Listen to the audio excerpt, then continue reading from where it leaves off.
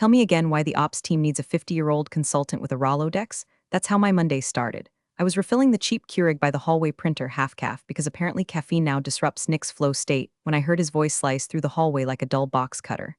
Nick, the founder's new son-in-law, Harvard MBA, zero humility, and a jawline like a Pixar villain. I didn't flinch, just stirred the cup, walked past the glass-walled conference room, and met his eyes for half a second. He smirked. I didn't. I had a pitch deck to finish and an escrow clause to triple-check. Unlike Nick, I knew how many commas were in $150 million and exactly which ones could kill a deal. And still in that moment, I knew. The way a storm dog smells pressure before a tornado, the way an aging waitress knows a tipless table from the walk-in. My time was ticking. Let me back up. When I joined Caldera Systems, they were 3 guys in a coworking space using Post-its for HR compliance. The founder, Alan, brought me in as a contractor to clean things up for investors. 3 rounds later, we had offices, a legal team, and a valuation creeping toward 9 figures. I wasn't the visionary. I wasn't the face, but I was the map. I built the investor readiness framework. I negotiated the IP cleanup. I stitched together their first series of deck with a combination of sheer spite and Canva Premium. I helped Alan through a late-night panic attack before our first major pitch by quietly pulling out a printed copy of the entire MSA, tabbed and highlighted. He cried. I didn't tell anyone. So yeah, when Harvard Nick came sniffing around with his crypto speak and his growth mindset jargon, I already saw the writing on the whiteboard. Consultant became a dirty word. He started scheduling meetings without me, spinning up Slack channels I wasn't in. When Alan had a minor stroke and took a step back, Nick saw his chance, and I saw the countdown begin. But here's the thing no one tells these startup Ken dolls: power doesn't live in the pitch. It lives in the paper trail. See, Nick thought he was the main character, but I was the one holding the escrow clause. Literally. I drafted it with the lead investors team. We spent 3 weeks on the wording. I'd even bought a new Moleskine notebook just to take notes on that call. Because yes, I am that consultant, the kind who knows when ink matters. Funny thing, 90% of you listening to this haven't subscribed. Maybe you just stumbled in for one story before bed, or you've been binging them like office candy. But if you're here, nodding along, whispering God, I know a Nick, then do me a solid. Tap that subscribe button and maybe throw us a like. It helps the team keep spilling these corporate confessions, and trust me, you don't want to miss how this one ends. Back to the hallway. Nick made another crack that day, loud enough for everyone near the WeWork glass to hear. You know what they say, old consultants never die, they just become process bottlenecks. I said nothing. Just went back to my desk, finished triple-checking the escrow binder, and emailed it to the lead VC's assistant with the subject line, Final Draft, Confidential Control Version. Then I printed a hard copy, tabbed, indexed, black binder. Because when they try to erase you, the trick is to leave the ink behind. The day Nick got promoted to Chief Operating Officer, a ficus plant died in the hallway. I know how that sounds, but I'm serious.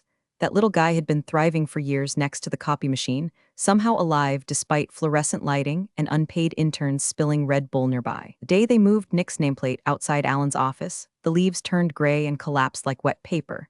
We all should have taken it as a sign. The announcement hit Slack at 6:17 a.m. Exciting changes in leadership. Let's welcome Nick Branson as our new COO as we prepare for Series B acceleration. No signature. No mention of Alan, who was still technically the CEO, just on a wellness sabbatical. I stared at the screen, sipping gas station coffee that tasted like betrayal. Nick, that smug overpromoted son-in-law who once asked me if consultants have a shelf life, was now in charge of operations. Mine included. I felt it in my spine. Not just the cold draft that came with new management, this was something more surgical. I could already see his strategy in motion: cut costs, trim headcount, package the company into something leaner for the Series B investor courtship. To someone like Nick, I wasn't a strategist. I was a line item. That morning, I backed up everything. Every clause I'd negotiated, every version of the MSA, the investor decks, the org charts, the SOPs, hell, I even saved a screenshot of an old Zoom timestamp where Alan clearly said, Jessica controls the escrow process. I saved it all to 2 separate encrypted drives, one labeled contingency, the other insurance. And then I emailed myself a copy of the signed Series B binder contents with the subject line, if they bury me, dig here, because I'd seen this show before. You don't survive 3 acquisitions without learning how to read pre-firing weather patterns. The spontaneous calendar holds, the HR smiles that don't reach the eyes, the compliments that feel like funeral flowers. And lately, Nick had been complimenting me a lot. Jessica's institutional knowledge is irreplaceable. Jessica's got legacy insights we'll memorialize into the new system.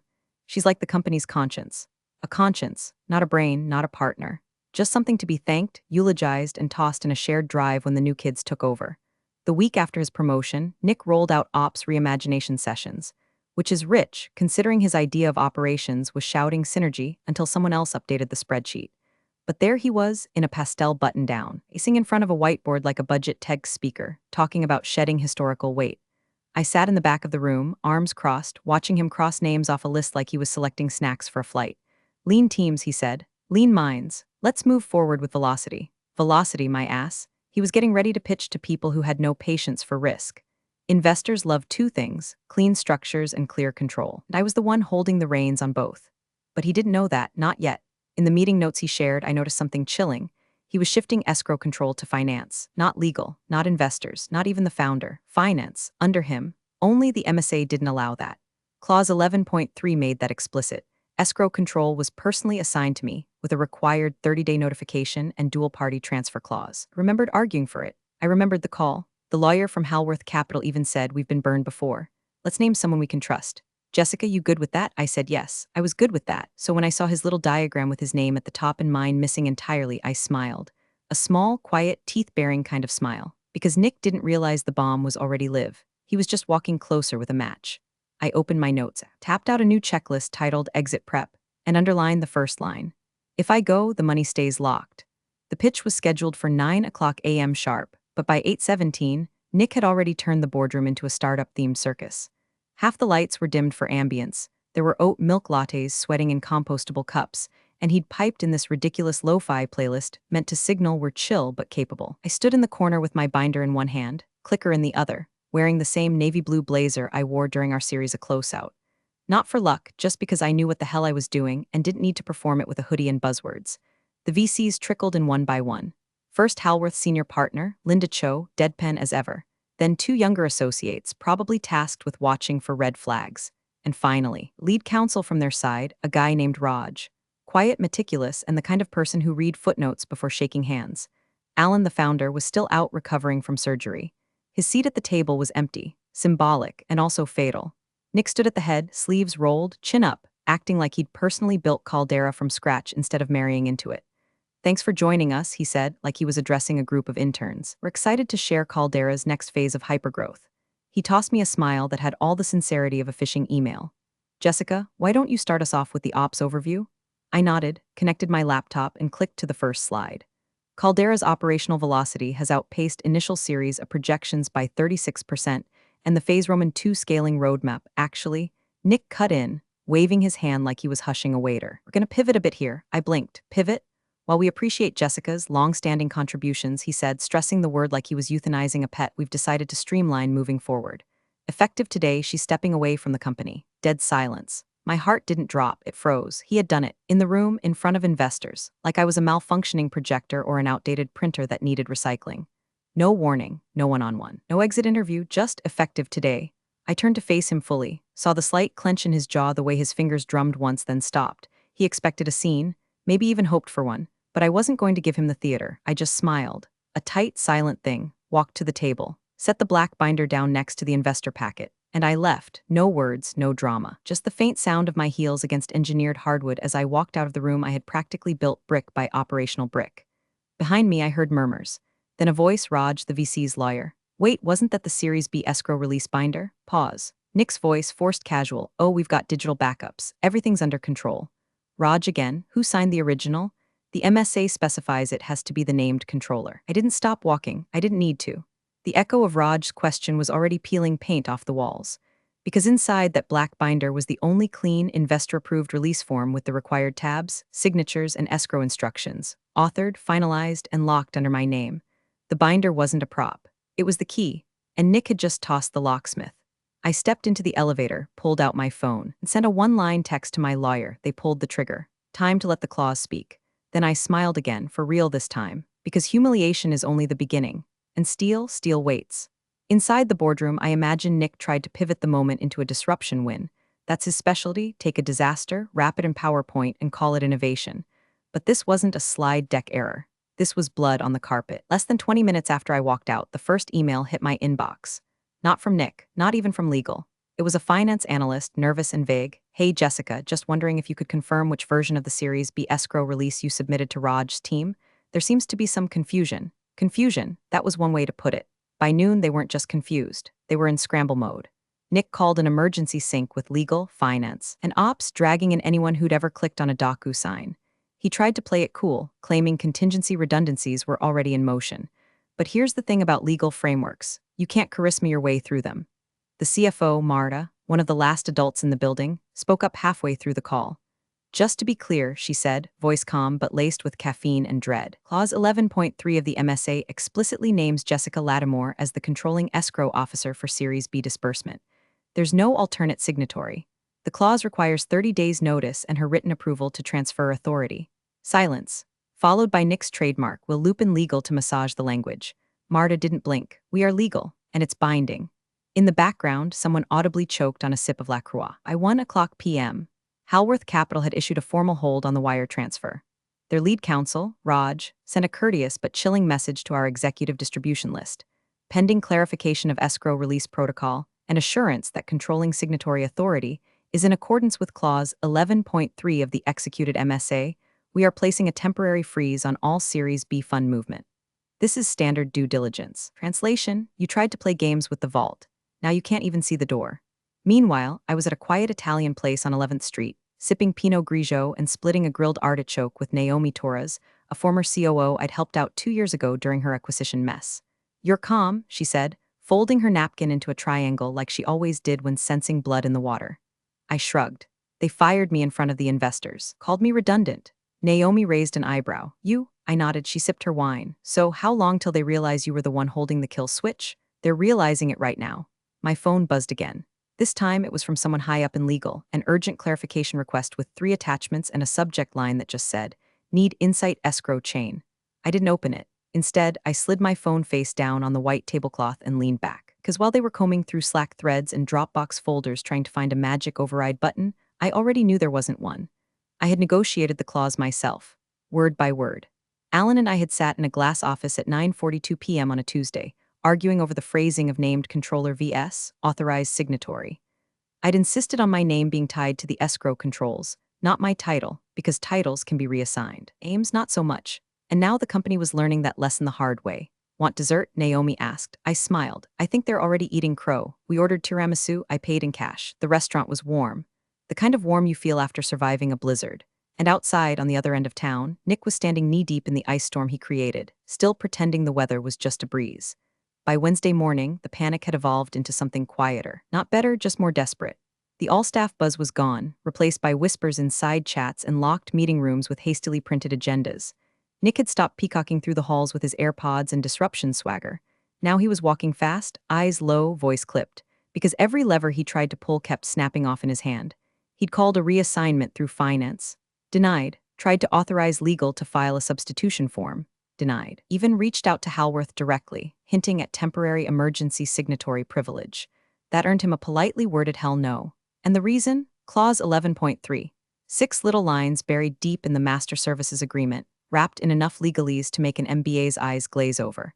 But I remember every word. I helped write them. In the event of any intended transfer of escrow control, written 30-day notice must be submitted to the investor group, co-signed by both the outgoing named controller and the successor controller, pending investor review and approval. It didn't say COO. It didn't say authorized personnel. It said Jessica K. Lattimore. They'd built a skyscraper on top of a single steel beam, then ripped out the beam live on Zoom. At 10:12 a.m., the company calendar quietly updated with a new title, Series B Emergency Compliance Review Exec Only. No invite for me, obviously, but the subject line alone reeked of sweat and liability.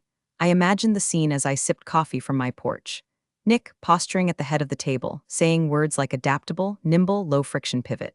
Marta, the CFO, glaring into her cup, knowing damn well this was the financial equivalent of setting the server room on fire and asking where the password was. Legal flipping through printed versions of the MSA, highlighting 11.3 in 4 different colors, hoping that maybe, magically, they'd find a loophole. Spoiler alert, they wouldn't. I got a text from an old colleague who was still in ops.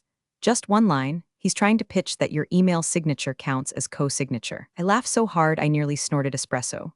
Then I pulled up my old files, found a folder labeled redundancy planning in case of idiots, and smiled. Every doc, every clause, every version, time-stamped, digitally backed. I'd spent a decade watching companies implode because they assumed loyalty meant silence and structure could be bent around ego. So when I drafted my consulting scope with Alan, I made sure one thing was immutable: control of the funds. If they wanted me gone, fine, but the money would stay parked until the adults came back to the table. Naomi called just as I was finishing my toast. Are you watching this? She asked, already half laughing. I can picture it. They brought in outside counsel, some guy with a beard and a panic folder. He read clause 11.3 twice and just said, yeah, you're screwed. Nick's still pretending he has a plan. Worse, he's blaming you, saying you intentionally obfuscated succession protocols. I rolled my eyes. It's not obfuscation, it's binding, there's a difference. You think they'll beg you to come back? Beg? No. Invite? Yes, because here's the thing, I didn't want revenge, I wanted distance. But I also wasn't about to let a glorified spreadsheet salesman erase me and still collect a $150 million payday, so I watched, quietly, while the investors paused, while the board split. While Nick tried to steer a ship he'd already set on fire. And somewhere in the middle of that emergency meeting, when the third lawyer shook his head and said the clause couldn't be bypassed without my sign-off, I bet someone finally muttered the thing they'd all been avoiding. We have to bring Jessica back. Too late. I wasn't coming back. Not to that table, not to those terms. Next time, it'd be my name on the table, not just on the clause. The leak started with a typo. One of the junior analysts, poor guy, fresh out of Wharton, still using Synergy unironically, forwarded a redlined version of the MSA to the wrong thread. Meant to send it to internal counsel. Instead, he blasted it to the entire Halworth investor subgroup. Every partner, every associate, every lawyer. Attached? Clause 11.3 in bright red with the subject line, urgent escrow signatory missing, they tried to recall it. But this isn't a birthday evite. You can't unsend panic. By lunchtime, whispers had become group calls.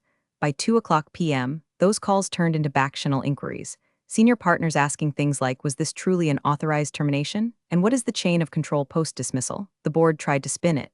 Jessica was a consultant, standard transition. She was never involved in the financial mechanics. We've got it handled internally. But investors aren't fools, especially not the kind writing 8-figure checks. The illusion cracked, then it crumbled.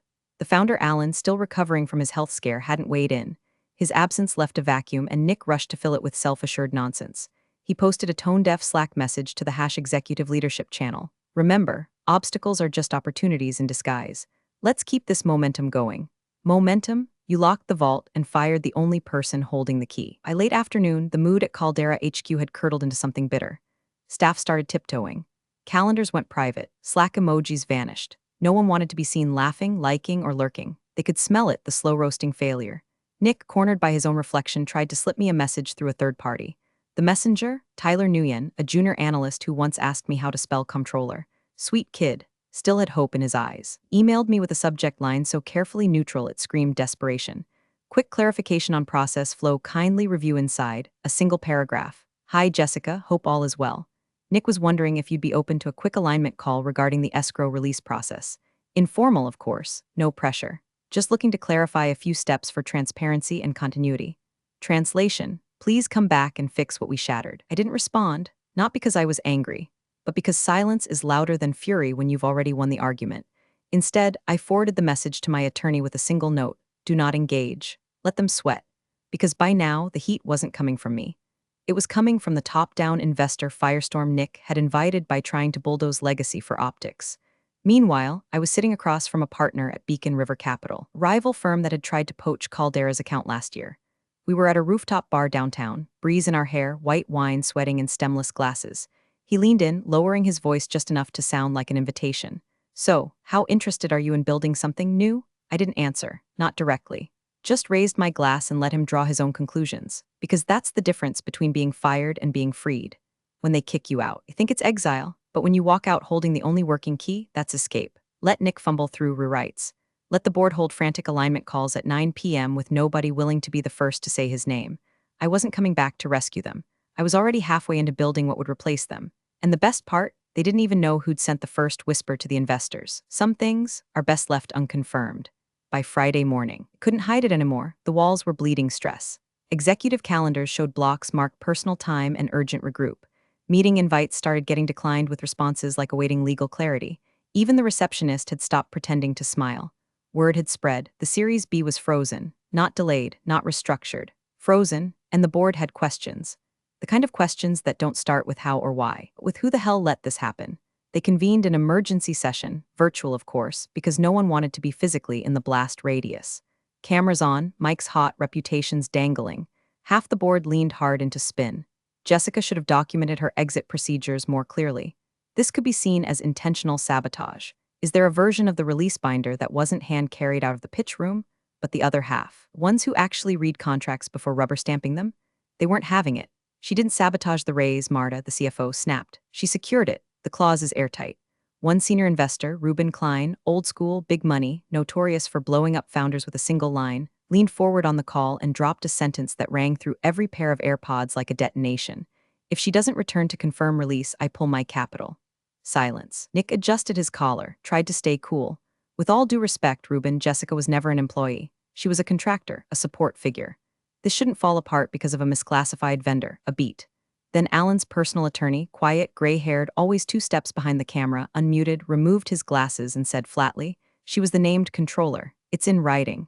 He held up a printed copy of the MSA, turned it toward his webcam like it was a holy text. Page 47. Clause 11.3. Escrow release authority is vested in the named controller, Jessica K. Lattimore, whose signatory status is non-transferable without 30 days' notice and co-signature approval. He set the document down. Nick tried to bluster again, something about modernizing outdated controls. But it was too late. The magic trick had failed. The silence in that Zoom call wasn't just awkward, it was surgical. Everyone in that digital Brady Bunch square grid could feel it. The weight of a $150 million failure, authored in real time by a man who thought charisma could replace compliance.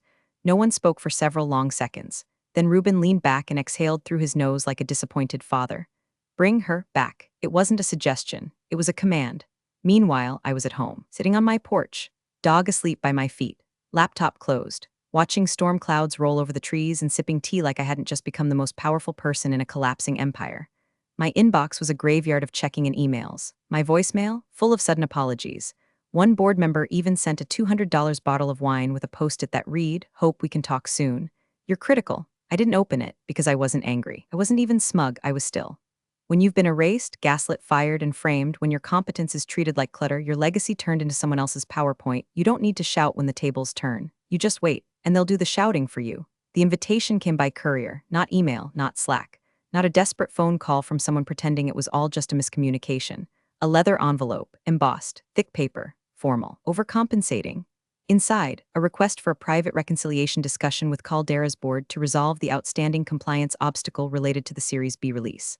I smiled, folded the letter, poured myself a fresh cup of coffee, and called my lawyer. "I assume you're not walking in solo," she said, already opening her calendar. "Oh, I'll be walking in," I replied, "but not alone." We arrived Monday morning. No fanfare, no security badges, just the click of our shoes against the polished concrete as we made our way to conference room Omega, the one they always reserved for things too sensitive to admit were emergencies. Nick was already seated at the far end of the table. Eyes sunken, tie abandoned, typing furiously into his phone until he realized I was in the doorway. He stood up fast, too fast, like a kid caught shoplifting. Marta gave me a small, respectful nod. Alan's attorney gave me a faint smile, eyes flicking briefly to the thin blue folder in my hand. They expected a negotiation. They got terms. I sat down slowly, opened the folder, and slid one document forward, a consulting agreement. Clean, clear, bulletproof. Retainer 6 figures up front. Title, Escrow Resolution Consultant. Term, 90 days, renewable at my discretion. Scope, sole authority to confirm Series B release. Clause, no involvement in company operations or internal politics. And most important of all, Nick Branson to be removed from all operational control functions, effective immediately upon execution. No fireworks, no threats, just paperwork. The board read in silence. Reuben, the investor with the most skin in the game, tapped the paper once, looked at Nick, then at me. "This is fair." Alan's lawyer didn't even speak, just signed. Marta followed. 2 more board members added their names. When the folder returned to me, the room was still quiet, except for Nick. He leaned forward, voice low and laced with last-ditch arrogance. "You know this isn't sustainable, right? You can't just, Nick." I didn't raise my voice. I didn't need to. "You fired me in front of investors. You implied I was irrelevant. You attempted to override a binding clause with a LinkedIn post and a spreadsheet. And when it all went sideways, you used a junior analyst as a human olive branch." He opened his mouth again. I cut him off. "You're lucky I didn't send this through litigation. Now sit down, quietly, and let the grown-ups clean up your mess." He sat. The last signature dried. My lawyer closed the folder. "Congratulations," I said, standing. "You've been operationally neutered by the same redundant contractor you tried to erase." The room didn't cheer, they didn't clap, but I felt the weight shift. In that moment, I wasn't just returning, I was installing myself. Not as a fix, as a firewall. As I left, I passed Tyler, the analyst who'd sent me that careful email, and gave him a nod. "Good instincts," I said. He blinked like someone had just knighted him with a stapler. Back in the elevator, I didn't exhale until the doors closed. Not from nerves, from restraint, because I didn't go back to reclaim a title. I went back to define one, on my terms. With my pen and my claws, Nick never saw it coming, but he damn sure signed off on it. They'd rearranged the boardroom since the disaster pitch. New chairs, different table. A bigger monitor on the wall like tech could disinfect shame. But the air still carried it, failure freshly Febrezed. The full board was present, investors dialed in, cameras on, posture tight. No one was scrolling, no one was checking watches. This wasn't a meeting, this was a reckoning. And I walked in holding the same black binder I'd set down the moment they fired me. Nick didn't look up. He was seated off-center now, no longer at the head of the table, no laptop, no notepad, no power. Just him and a recycled cup of tea he hadn't touched. His jaw was tight like he still hadn't figured out how all of this had slipped through his perfect little fingers. The founder, Alan, was back, thinner, paler, quiet. He said nothing as I entered, but his eyes followed the binder like it was a ghost. I placed it on the table, not with flair, just intention. Raj, the lead VC's lawyer, leaned in, unfastened the flap, and began flipping through it.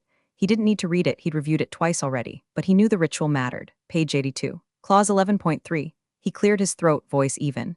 Escrow release contingent unnamed controller sign off, Jessica K. Lattimore. Silence. I reached into the folder and slid forward a single page. Signed, dated, confirming release. The investors didn't cheer. Raj just nodded once, sharp and final. It's approved. Somewhere across the Zoom call, someone exhaled. Ruben, the investor who'd threatened to pull out, smiled for the first time in a week. Thank you, Jessica. I didn't respond. I looked toward Alan. He looked older now, but not weak. Just tired. His fingers were steepled in front of his lips. Nick didn't move. He just stared at the binder like it had betrayed him. Like he still didn't quite believe it had teeth. That a consultant, a contractor, could have sunk him with paper. And I remembered his words crystal clear. Grandpa doesn't need old consultants, so I spoke. Calm, cold, controlled. You said Grandpa didn't need consultants. I picked up the binder and held it in one hand, light as a trophy. Turns out, Grandpa wrote the clause with me. And then I walked out. No handshake. No eye contact. No need to linger. As I stepped into the hall, I glanced back once. The screen on the wall was now showing the Zoom welcome screen. Bottom right corner, small but sharp, my firm's new logo, Lattimore Strategies, not just back. Built. The door closed behind me. Let the rest of them fight over the scraps. Let Nick explain how he got legally checkmated by someone he thought was obsolete, me. I was already on my way to the next pitch. Binder in hand. And this time, it had my name embossed in gold. Big thanks for watching, you sneaky seniors. Subscribe to keep the coffee pot brewing revenge. Your ex-colleagues won't know what hit 'em.